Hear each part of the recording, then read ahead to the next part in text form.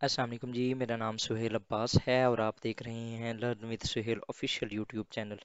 ناظرین، ہم نے تھیوری سٹارٹ کی ہوئی ہیں یار کی، اور اس میں ہم نے پہلی تھیوری پڑھی تھی ریئلزم کی۔ آج ہم جو نیکسٹ تھیوری ہے نیو ریئلزم، اس کے اوپر کچھ ڈسکس کریں گے۔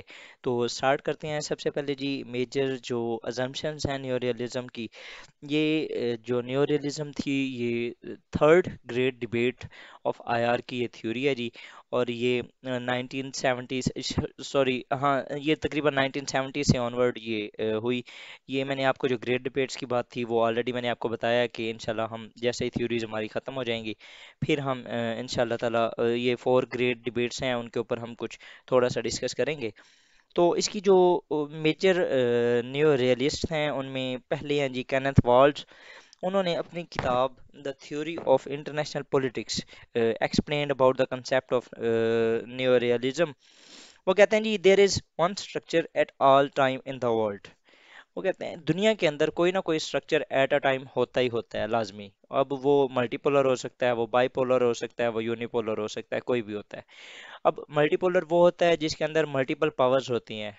مطلب کہ اگر فار ایگزامپل آپ 1919 سے پہلے کا ایرا اگر دیکھ لیں، تو اس وقت جرمنی بھی پاور تھا، اس وقت یو ایس بھی پاور تھا، اس وقت رشیا بھی پاور تھا، اس وقت یو کے برٹن جو ہے وہ بھی پاورفل تھا، فرانس پاورفل تھا، جاپان پاورفل تھا، چائنا پاورفل تھا۔ مطلب کہ ملٹیپل پاورز تھی۔ اس کے بعد 1945 سے اگر آنورڈ 1991 تک دیکھیں تو دو میجر پاورز تھیں، یو ایس اور رشیا۔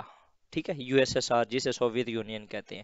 اب 1991 سے آنورڈ 2010-12 تک اگر آپ دیکھ لیں تو یونیپولر ورلڈ تھی۔ مطلب کہ صرف یو ایس اکیلا پاورفل تھا، رشیا بھی ہائبرنیشن کنڈیشن میں تھا، اور چائنا بھی ایک پیسفل رائز اپنا کر رہا تھا۔ لیکن 2012-13 کے بعد جیسے ہی شی آئے ہیں، ان کے بعد سے اگر آن ورڈ آپ دیکھیں تو چائنا بھی ایک پاور بن چکی ہے، اس کے بعد جی رشیا پاور بن چکی ہے، دوبارہ وہ ازرٹ بھی کر رہا ہے، یو ایس ہے۔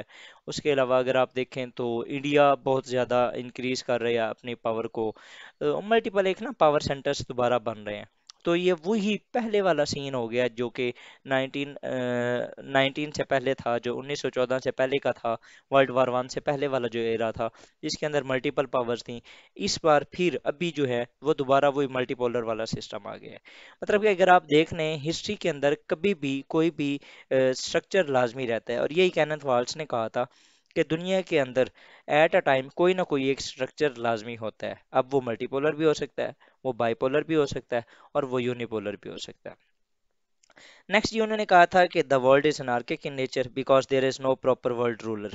یہ میں آپ کو پچھلی کلاسوں میں اچھے طریقے سے سمجھا چکا ہوں کہ انارکی کا کیا مطلب ہوتا ہے، کہ جب آپ کے اوپر کوئی سپرا نیشنل اتھارٹی نہیں ہوتی تو دو ورلڈ ہوتی ہے وہ انڈر انارکک اسٹرکچر ہوتی ہے۔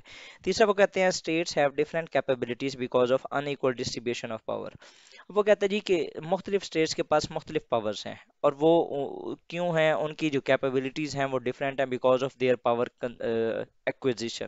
مطلب کہ کچھ ایسی اسٹیٹس ہیں جن کے پاس پاورز بہت زیادہ ہے، جس طرح یو ایس ہے، چائنا ہے، رشیا ہے، اور کچھ ایسی اسٹیٹس ہیں جن کے پاس پاور بہت کم ہے، جن میں سوئٹزرلینڈ ہو گئے، مالدیو ہو گئے، سری لنکا ہو گیا، پاکستان۔ مطلب کہ پاکستان کو تو نہیں، وہ ایک میڈل پاور ہے، لیکن مطلب کہ جو بہت کمزور نیشنز ہوتی ہیں ان کی بات کر رہے ہیں۔ وہ کہتا ہے جی states have different capabilities because of unequal distribution of power. اب جو ڈفرینٹ کیپیبلٹیز ہیں وہ کس وجہ سے ہیں؟ بیکاز آف ڈفرینٹ اور ان ایکول ڈسٹریبیوشن آف پاور۔ آپ کے پاس جو پاور ہے وہ اوور آل دنیا کے اندر، اب جس طرح اس کو میں ایک سمپل اگزامپل سے آپ کو سمجھاتا ہوں کہ امیر اور غریب کی آپ صرف سچویشن دیکھ لیں، امیر امیر کیوں ہے اور غریب غریب کیوں ہے؟ Because of unequal distribution of wealth. اور وہ ان ایکول ڈسٹریبیوشن آف ویلتھ کس وجہ سے ہے؟ آپ کے کیپٹلزم سسٹم کی وجہ سے۔ اب دنیا کے اندر کوئی ایسا نظام نہیں ہے جس سے سب کے اندر برابر اماؤنٹ آف جو انکم ہے وہ دے دی جائے تاکہ سب کے پاس سیم پاور ہو اور سیم پیسہ ہو۔ اس طرح کا کوئی سسٹم نہیں ہے۔ تو دنیا کے اندر جو سسٹم ہے وہ ایک انارکک ہے۔ اس کے بعد ایک نہ ایک اسٹرکچر لازمی دنیا کے اندر ہوتا ہے، دنیا کا سسٹم انارکک ہے۔ تیسرا جو پوائنٹ تھا وہ state have different capabilities because of unequal distribution of power. Next وہ کہتا ہے جی چوتھا point, due to unequal distribution of power system in the world is polar. جو پولر میں یہاں پر آپ کو آلریڈی بتا چکا ہوں۔ In this polarized world, power maximization is imperative to pursue national interest. Finally, वही बात पावर के आप रुक जाती है। आप ओवरऑल इंटरनेशनल रिलेशंस का अगर पढ़ रहे हैं ना, तो आपको ओवरऑल पावर, नेशनल इंटरेस्ट और वार, ये सारी चीज़ें ना, ये यहाँ पर यही मिलेंगी ओवरऑल अगर देखा जाए तो वो कहता है जी कि इन दिस पोलराइज वर्ल्ड, अब ये जो एक पोलर वर्ल्ड होगी जिसके अंदर कुछ कंट्रीज कुछ एक पावर का साथ देंगे, एक पोल का साथ देंगे, दूसरे कंट्रीज कुछ दूसरे पोल का साथ देंगे, ये जो एक पोलराइज वर्ल्ड है इसके अंदर आपकी जो पावर मैक्सिमाइजेशन है ये बहुत ज़रूरी है आपके लिए टू पुरसू यूर नेशनल इंटरेस्ट। अगर फॉर एग्जांपल पाकिस्तान को एक पोलराइज वर्ल्ड में रहना है तो पाकिस्तान को न्यूक्लियर पावर बनना पड़ेगा। अगर ईरान ने मिडल ईस्ट के अंदर अपने आप को सरवाइव करना है तो ईरान को न्यूक्लियर एटम बम बनाना पड़ेगा। बिकॉज दुनिया के अंदर जो सिस्टम है वो पोलर है, और पोलर के अंदर जो कुछ स्टेट्स होंगी वो आपकी दुश्मन बन के एक आपके अगेंस्ट पोल वाले कंट्री के अंदर जा सकती हैं, जिस तरह इसराइल और अरब वर्ल्ड है टुवर्ड्स यूएस। तो इस तरह की पोलराइज्ड वर्ल्ड में आपको अपनी सर्वाइवल खुद करनी है। और सर्वाइवल किस तरह करनी है, वो स्टेटिज्म और सेल्फ हेल्प वाला कंसेप्ट, कि आपने सर्वाइव करना है किस तरह, सेल्फ हेल्प करके। और सेल्फ हेल्प आप किस तरह कर सकते हैं, अपनी पावर मैक्सिमाइज करके। ठीक है, नेक्स्ट करें जी। तो ये एक विशेष साइकिल, ये मैं थोड़ा सा आपको बना के दे देता हूँ अगर ये कोई इशू ना करे तो। ये एक, ये दो, ये तीन और ये चार। ठीक है, पहला है जी अनारकी। दुनिया के अंदर जो सिस्टम है वो अनारकी है। इसमें अनारकी की वजह क्यों है, सिक्योरिटी डायलेमा, और आपकी पावर मैक्सिमाइजेशन करनी है आपने। और फिर ये क्या होगा, बैलेंस ऑफ पावर का कंसेप्ट होगा। अब इसको मैं आपको समझाता हूँ। अब ये क्या है जी, ये इस तरह इन चारों को मिला दो और ये एक विशेष साइकिल बन जाएगा। ये इस तरह स्टार्ट होगा और ये इस तरह चलता रहेगा, और फिर खत्म होगा तो फिर ये दोबारा स्टार्ट हो जाएगा, फिर खत्म होगा तो कैसा। वो कहता है जी दुनिया के अंदर ना जो सिस्टम है वो अनारकी है इस टाइम। अनारकी की मैं आपको काफ़ी डेफिनेशन बता चुका हूँ, ये आपको समझ आ गई होगी। दूसरा जी, इस अनारकी की वजह से सिक्योरिटी डायलेमा, पाकिस्तान को हमेशा इस चीज़ का डर रहेगा कि कहीं इंडिया हमला ना कर दे। यूएस को हमेशा इस चीज़ का डर रहेगा क्योंकि चाइना किसी न किसी तरीके से मेरी पावर जो है जीमोनिक पावर है उसको ख़त्म ना कर दे, या ओवर पावर मुझे ना कर दे। ठीक है, इस वजह से यूएस अपनी पावर को मैक्सिमाइज करता रहेगा, और चाइना को इस चीज़ का थ्रेट होगा कि किसी न किसी तरीके से यूएस मेरी पावर को कम करने की कोशिश करेगा, तो मुझे अपनी ज़्यादा से ज़्यादा पावर को इकट्ठा करना है। किस वजह से, to balance the power of USA. Pakistan को ज़्यादा से ज़्यादा अपनी जो सिक्योरिटी है उसके ऊपर इन्वेस्ट करना पड़ेगा to balance the power of India. Iran को एटम बम बनाना पड़ेगा to balance the power of Israel. ठीक है, अब होपफुली आपको समझ आ गई होगी कि दुनिया के अंदर जो सिस्टम है वो अनार्किक है। अनार्की की वजह से सिक्योरिटी डायलेमा है। सिक्योरिटी डायलेमा की वजह से आपने मैक्सिमाइजेशन ऑफ पावर करनी है, और पावर किस हद तक करनी है कि आपकी जो बैलेंस है, पावर जो है वो बैलेंस हो जाए आपके जो एनिमी है उसके। ठीक है जी, ये होपफुली आपको समझ आ गया होगा। अगर आपको इसकी यहाँ तक किसी को कोई कंफ्यूजन हो तो आप कमेंट बॉक्स में मुझे बता सकते हैं। Hopefully I will be responding you, and इंशाल्लाह आपको मैं जिस तरह समझा रहा हूँ होपफुली आपको समझ आ गया होगा इंशाल्लाह। नेक्स्ट चलते हैं जी। अब न्यू रियलिज्म के जो थ्योरिस्ट थे वो कौन थे, ये ऑलरेडी मैं आपको बता चुका हूँ, केनेथ फार्ट्स और जॉन जे मर्शिमर। ये इनके मेजर थ्योरिस्ट थे। मेजर अजम्पशंस आपको बता चुका हूँ, विशेष साइकिल, बैलेंस ऑफ पावर, ये भी बता चुका हूँ। अब इसके ऊपर ना जो रियलिज्म की थ्योरी थी, इसके ऊपर जो क्रिटिसिज्म है हम इसको देखते हैं। जो क्रिटिक्स थे, जो मुख्तलिफ फिलोसफर्स थे, उन्होंने कहा जी कि जो रियलिज्म की थ्योरी है ना, जो रियलिस्ट हैं, उन्होंने इंसान की नेगेटिव पिक्चर शो की है।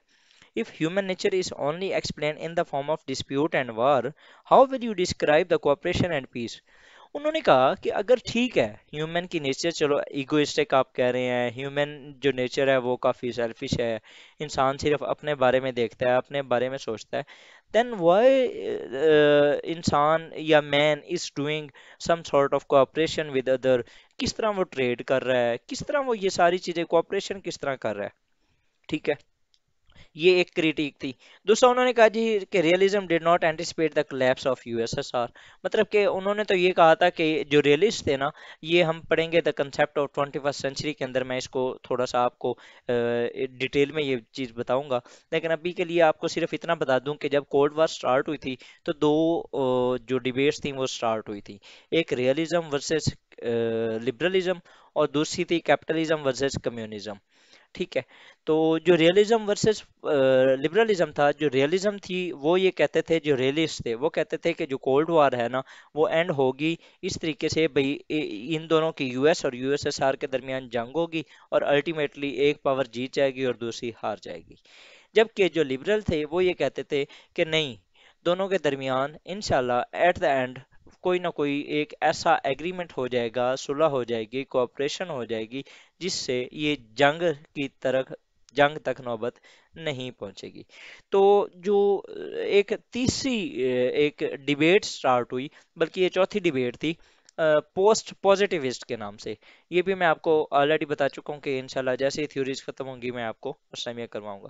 تو پوسٹ پوزیٹیوزم میں ایک تھیوری آتی ہے کنسٹرکٹیوزم. جو کنسٹرکٹس تھے، مطلب کہ جو اس اسکول آف تھاٹ سے بلیو کرتے تھے، انہوں نے کہا کہ realism did not anticipate the collapse of you S S are. انہوں نے کہا کہ یہ تو جنگ ہونی تھی، لیکن جنگ تو ان دونوں کے درمیان ہوئی نہیں ہے. تو اس نے یہ جو ایک تھیوری پیش کی تھی، وہ کہتے ہیں جی کہ اس نے کوئی پریڈکٹ نہیں کیا تھا، اینٹیسپیٹ نہیں کیا تھا کہ کس طرح U S S R collapse ہو جائے گا. پھر وہ کہتے ہیں جی کہ دنیا، آپ تو کہتے ہیں کہ آرمامنٹ کرو، آپ پاور میکسیمائز کرو، لیکن دنیا کے اندر تو ڈس آرمامنٹ کی باتیں چل رہی ہیں. این پی ٹی جو نان پرولائفریشن ٹریٹی ہے، اس کو بھی ہم ڈسکس کریں گے، وہ کس طرح سائن ہو گئی. ٹھیک ہے، اس کے علاوہ global cooperation on climate change, human rights, pandemics کے اوپر realism worked in cold war era, لیکن now it can not be work. ٹھیک ہے، اب اگر فار ایگزامپل آپ دیکھیں جیسے ہی پینڈیمک ہوئی تو لوگوں نے اپنے اپنے جو وہ تھے بارڈرز تھے وہ کلوز کر دیے، یہاں پر ریئلزم اوکے لگ گئی. لیکن وہ جو بیک اینڈ کے اوپر کوویکس کے نام سے ایک ویکسین کا ایک کلیبریشن ہو رہی تھی، وہ کیا تھا؟ اس کے علاوہ کلائمیٹ چینج کے اوپر یہ جو ہر سال کوپ 27، کوپ 25، کوپ 26 ہوتی ہے، یہ جو کانفرنس آف پارٹیز ہوتی ہیں کلائمیٹ چینج کے اوپر، یہ کیا ہے؟ کلیبریشن ہو رہی ہے نا. ایبولا اس کو ہرانے کے لیے، پولیو کو ہرانے کے لیے، اس کے علاوہ جتنی بھی ملٹیپل اگر آپ دیکھیں ایسے دنیا کے اندر بہت سی جگہوں پہ کوآپریشن ہو رہی ہے. یو این اپنے پیس کیپنگ مشن بھیجتا ہے، اس کے علاوہ اب ایڈ کی بات ہوتی ہے، ٹریڈ کی بات ہو رہی ہے، فورن ڈائریکٹ انویسٹمنٹ ہوتی ہے. ٹھیک ہے، تو یہ جو ایک ہیلپ ہوتی ہے یہ کس طریقے سے ہو رہی ہے؟ اگر تو ریئلسٹ کے پوائنٹ آف ویو سے دیکھا جائے تو یہ تو کبھی بھی نہیں ہو سکتی، کیونکہ ہیومن نیچر از سیلفش. ٹھیک ہے، تو یہاں پر آ کے یہ جو تین چار کریٹیکس ہیں، اس سے جو ریئلزم کی جو فلاز ہیں وہ نظر آتے ہیں. تو with these words I would like to thank you for watching my video. انشاءاللہ ہم جو نیکسٹ ہوگی اپنی سمری دیکھیں گے، اور پھر ہم اگلے جو لیکچر ہوگا اس کے اندر ہم offensive realism and defensive realism ان کے اوپر بھی دیکھیں گے. Till then I would like to thank you. اللہ حافظ.